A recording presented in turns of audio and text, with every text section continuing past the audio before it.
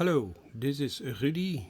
This is my first tutorial, so bear with me. First of all, for my English, not a native English speaking person, so probably you're gonna hear this on my accent. Okay, the first thing I'm gonna do today is explain the VL Wizard, the general introduction. What is it about? Okay, so before we start, you have to realize that the VL Wizard is actually the result of reverse engineering the original Yamaha expert editor, and as well I had a look to the visual editor of Yamaha in order to start building the VL Wizard. So everything you see is actually based on something that Yamaha did make. The only thing I did is putting it all together into one editor and improve it. So here we go. So this one is actually the first screen you see when the VL Wizard starts up. So you hear in the background airplanes, so that's good news. Finally the airport is opening again. Okay, so back to the VL Wizard.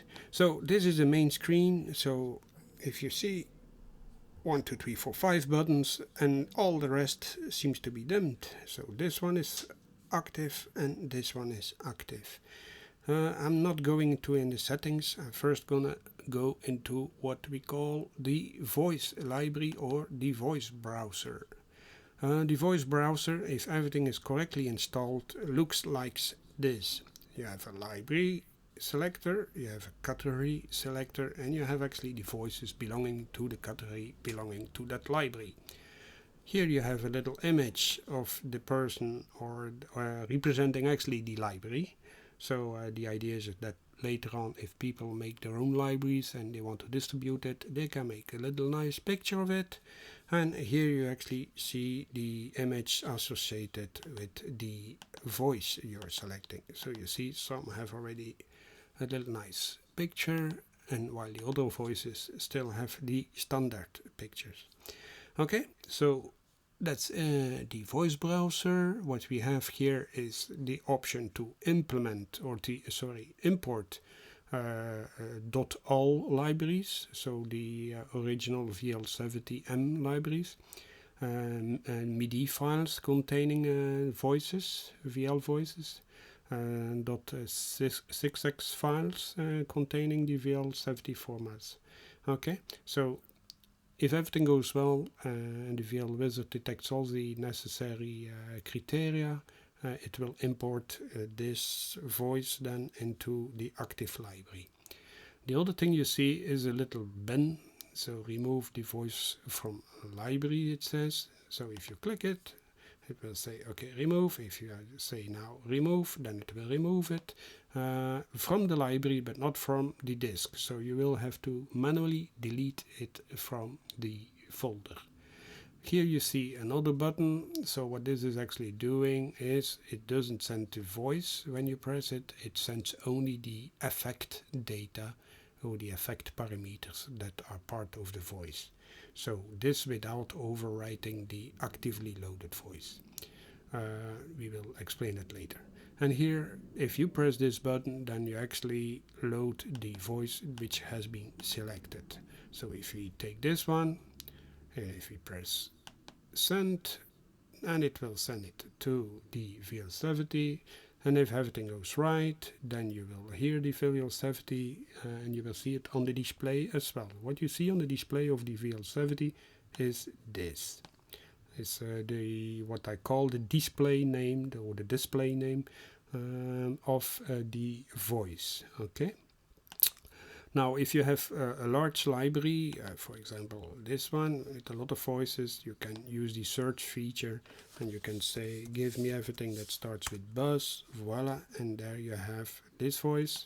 If you say send it up, there it goes again. It moves into the editing buffer of the VL Wizard, and you should see it as well on the screen or the display of your VL70. Okay.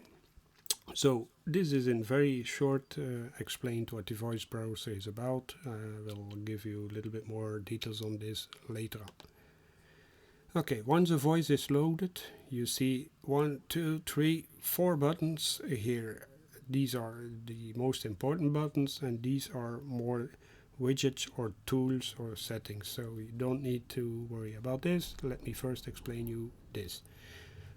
If you click on this one, okay, you hear a little bit noise from the people on the street. If you click on this one, what you see is a lot of parameters. Yes, this is what the real voice is about. Here you can design your own VL voice. Okay, so if you quickly want to go to a section containing the parameters, for example excitation, you click on it, up, and there it goes. You see the color corresponds. So this is done because certain parameters are what I call the modifiers, and the other ones are actually the drivers, or the ones that are generating the actual sound of the VL voice. So let me click on this one, and yes, you see, up we go to the equalizer. Now, changing things is pretty easy. There we go. Or you can do it that way. There we go. Okay. So certain parameters have those nice graphical implementations. For example, the resonator has it as well. Here you see it's off, but I can show you how to put it on. Okay. And other ones, you can't change this.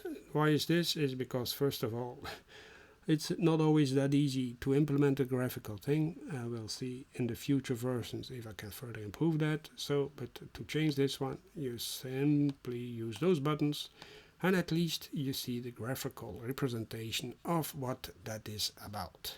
So, those parameters here, you see the graph, but you can't change the graph. Those parameters, this one and this one, you can. As I told you, I will show you how to put this on and off. As you see, little thing is off. So certain displays are on off. Why? Because it all depends on this one. So this one is actually defining what type of algorithm you're using, what type of structure your voice is about. So if you say I want to use a string bread noise algorithm, then you see here in this picture what this represents. So it says, okay, it will change the labels to the corresponding names. So bow, string, and then a mixing, and then you see here all the different modules which are on or off. Okay, so the resonator is on in this case, and the second part of the harmonic enhancer, the modulator, is switched off.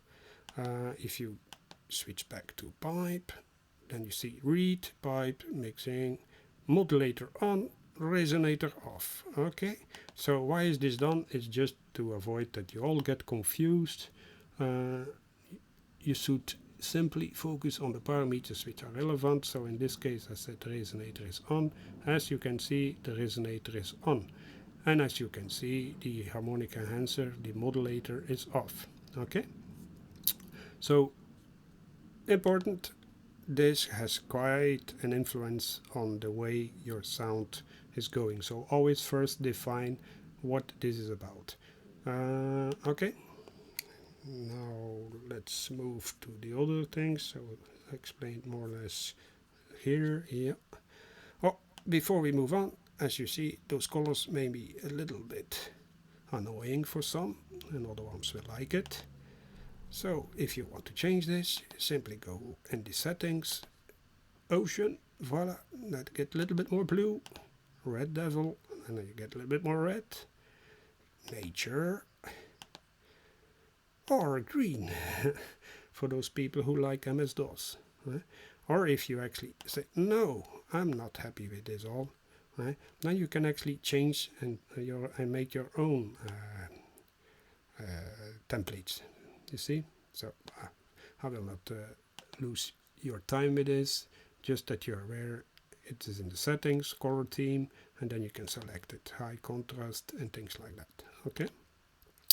Let's go back to the one I'm using mostly, switch back the settings and switch this off. Okay, so we explained the voice browser, we explained the element editor, now we're gonna explain the tuning editor a little bit more. So the tuning editor is actually two screens. If you see, buffer length and then derivative, the 50 cents mode. Okay, so each node can be selected and changed in terms of the length and the derivative. I will not demonstrate that now, just that you're aware that this is a very powerful thing. I don't know yet all the secrets about this. The only thing I know is that I've implemented it the way it should be, and how it exactly works I still need to figure it out a little bit before organizing a good tutorial on that.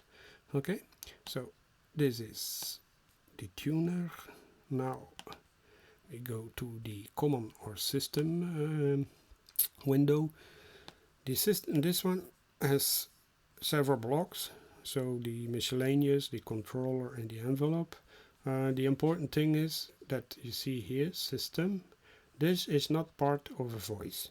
Okay, I've included that because, okay, it sounds more like or it looks like it's the most logical place to put it, but it's not part of a voice. So if you click this one, you saw the little icon going a little bit red.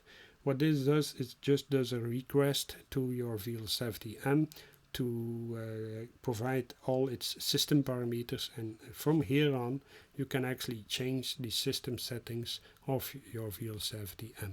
They are not stored as part of the voice, as I said, so this is just a mechanism, a little window that I made available to make your life a little bit easier. Okay, so miscellaneous, what we see here is up the voice levels, the note ranges, portamento, yes or no, velocity, sensitivity, the different controllers. Oh, big bikes are riding here. Okay, and here you see the different controllers that you can assign. So if we take, for example, pressure, and we say we want to assign pressure to breath, voila, this is done. Now we can, on the right side of this graph, select this, and then in the middle we can click and change the curve. Okay, as you see, when I'm doing that, you see as well now the value appearing. This is as well new versus the previous versions of VL Wizard. So now you can see the value of what you're changing here, as you see, but as well there. Okay, so nice thing, you always see what you're doing. Okay, and here we have the envelopes. The envelopes here, they are working closely together with, let me show you again, up, there we are, with those babies here. Okay, so the system envelopes, or the common envelopes, sorry, do work closely together with those. I will explain as well later what and why. Okay, now the next one is the effect editor. So you see here the 4 effect blocks that are available in the VL Wizard, or in the VL70, sorry. Okay, when they are dimmed, they are switched off. To switch them on, simply click one of those switches.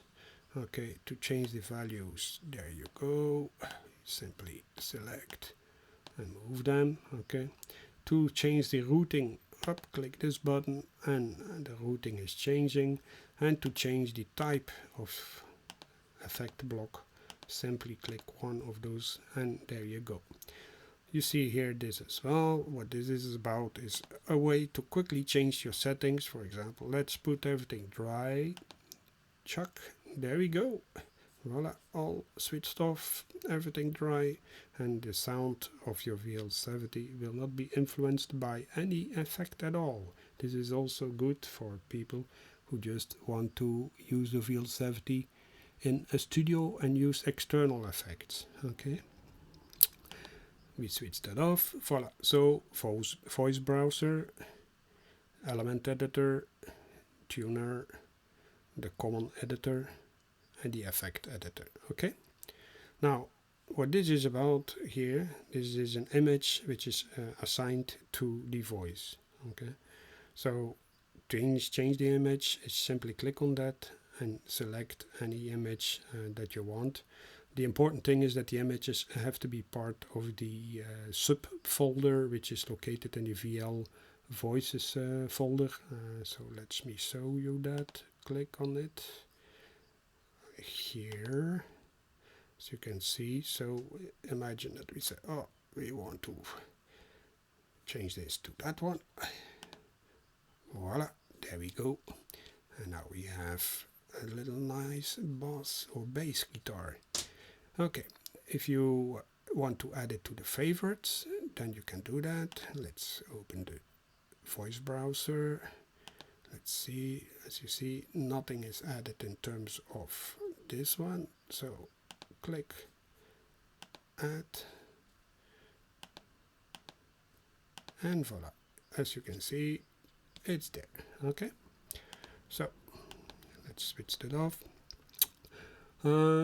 This one is actually to change the volume of the voice. Okay, I've included in these settings a feature which is called where is it again? Here, force voice level. So as you can see, if you change this one, then every voice you're loading will automatically the voice level will be overridden. If you want to that it is not overridden, then put this value here to 0.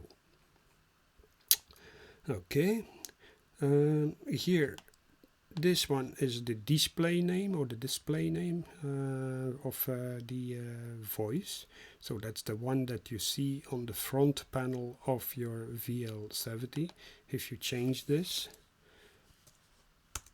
press enter, and what you see is that the voice name will automatically change on the VL70 display.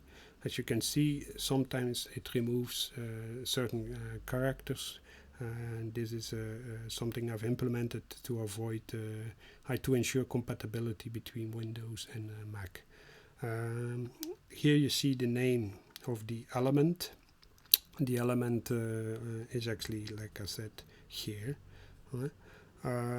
This is not what you see on the display, but you can change it. Then you have here the category, so you can say I want to call it a bass category, and if you press enter, then automatically the voice will be added into the bass category. Okay, or if you say synth bass, you can select here from a list. Okay, so automatically it's then changed. Every change you do here is not saved automatically. Let me close these settings. It's not saved automatically. So you really need to press this button in order to save it back into the library. Very important. I did not implement an automatic saving feature because I don't want people overwrite their voices automatically. So that's one thing. And if you want to use kind of save as, then you simply change this to something like that. Okay, if you save, then it will save it in the library with this name, and it will create actually a second or another voice. Okay, here you can add your author name. So I did this. If people want to distribute their voices, then you can add your name into that. If you press this little button, it will automatically use the author name of the people who, the person who registered his software. And if you see this is the info field or the comment field. You can add anything you want. Don't make it too big. But this is just to give you the possibility to give a short description of how people should use the voice, or how you should use the voice. A kind of little post-it. Okay, this brings us to this one. As I said here, if you press this button, it will save the voice. And if you want to do a save as, then change this one. Okay, this one, if you press this one, then you see store to custom or internal voice slot. So what this does is actually it stores the voice into the custom bank and in the internal bank of your VL70. You can change here the location. You can change as well the pointers and things like that. You even have the possibility to go beyond these 6 custom slots. This is interesting for people who are having an EX5 unit with PLGVL cards. You can as well change or overwrite the name of the voice you want to store. Okay, very important when you store a voice into the VL70. Not a lot of people know this, but the voice has to be stored in the custom slot, and you need as well to store a part of that voice into corresponding or a voice, an internal bank slot that points to the custom slot. Why is this done? I don't know.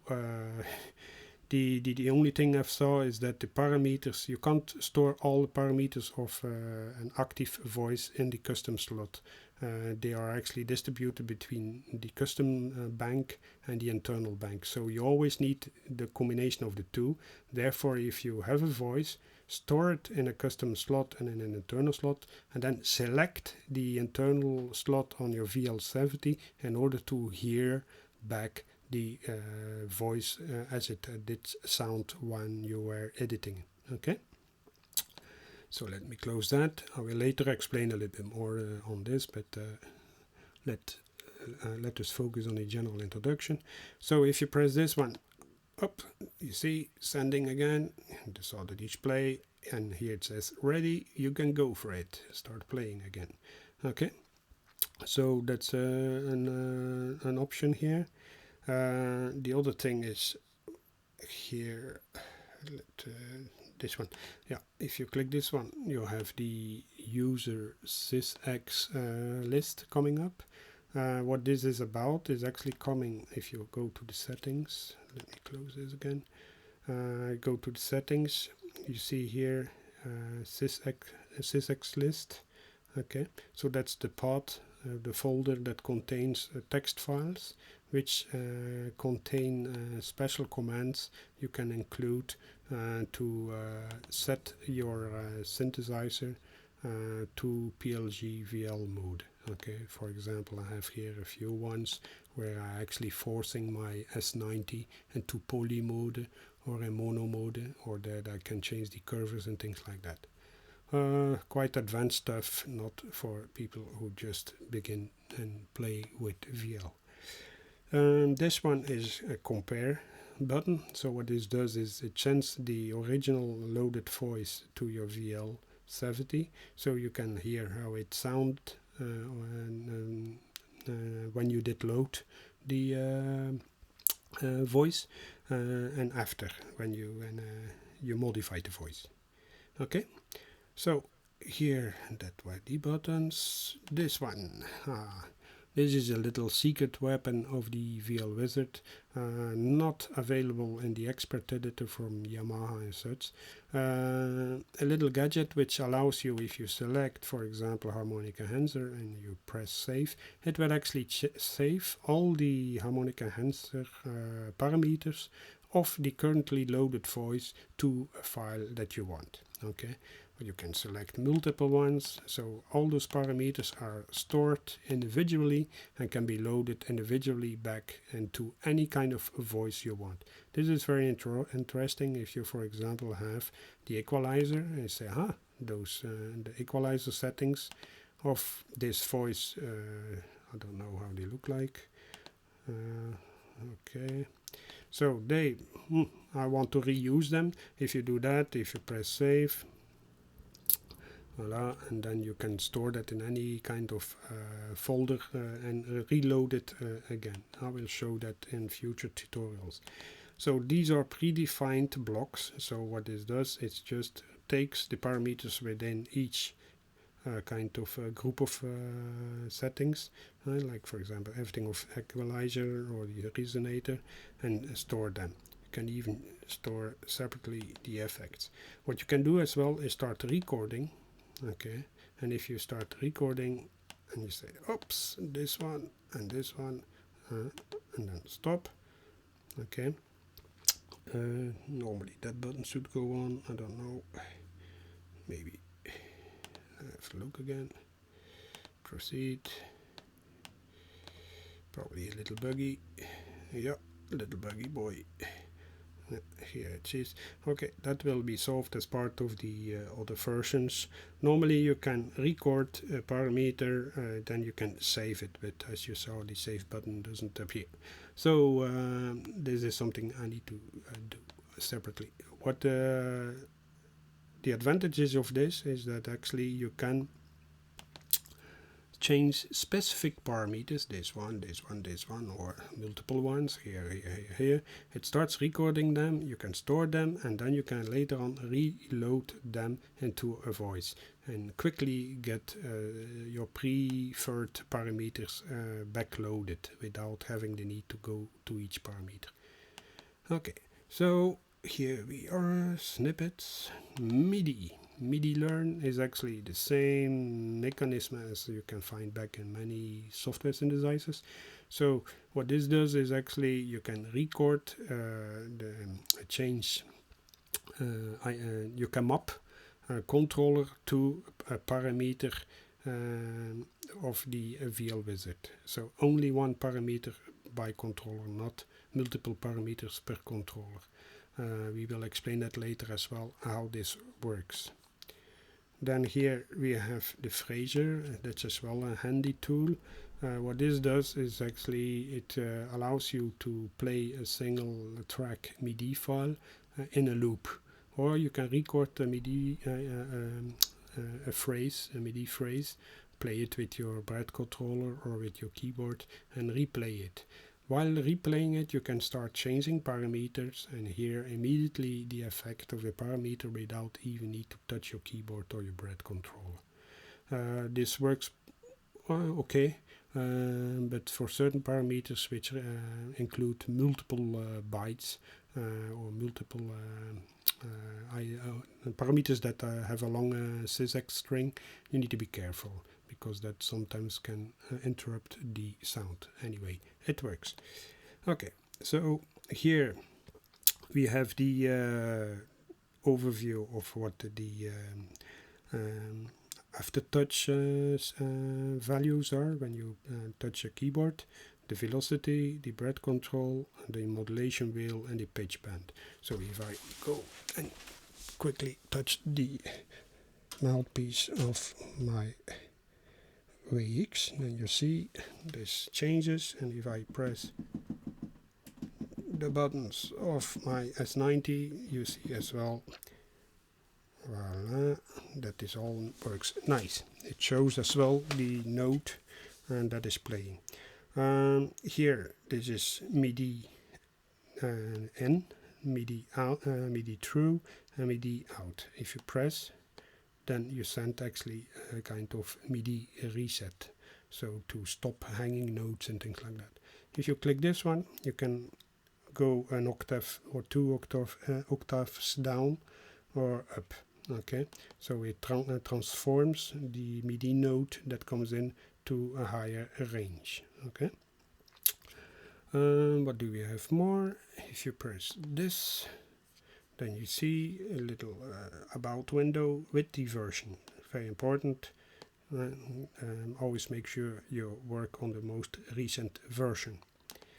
Here, this is as well a little bit, if you look to that, this is done in order to support multiple VL, so somebody who has 8 VL units, wow. Anyway, the tool should support this, so you simply select a slot by double clicking on it, voila, and then you say here I want this, as you can see, in slot 1 this voice is loaded. If we take another one, click, oops, there it's loaded again. If we load, let's take,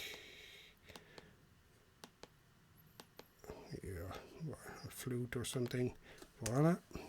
You see, so these are 8 slots or 8 editing buffers, and if you switch back, voila, you can actually edit up to 8 voices in parallel. So you can have a kind of multi-layer VL setup supported by the VL Wizard. Quite advanced stuff, not for people who just started using the VL Wizard. Voila, you can go back into mono mode. As you see, it forces everything off, because in mono mode you can't change the units separately. If you go to poly mode, same thing. If you go to unison, then normally it switches back all the different units and you can start editing again. The reason why you don't see it here anymore is because it did reset everything. Something dropped here. Okay, voila, I'm going to switch this back to one voice. Close the settings, and I think this was quite a lengthy introduction, but it gives you a flavor of what the VL Wizard is about. My next tutorials will hopefully be a little bit shorter and more focused. I hope you enjoyed it, and hear you and see you next time. Okay, bye.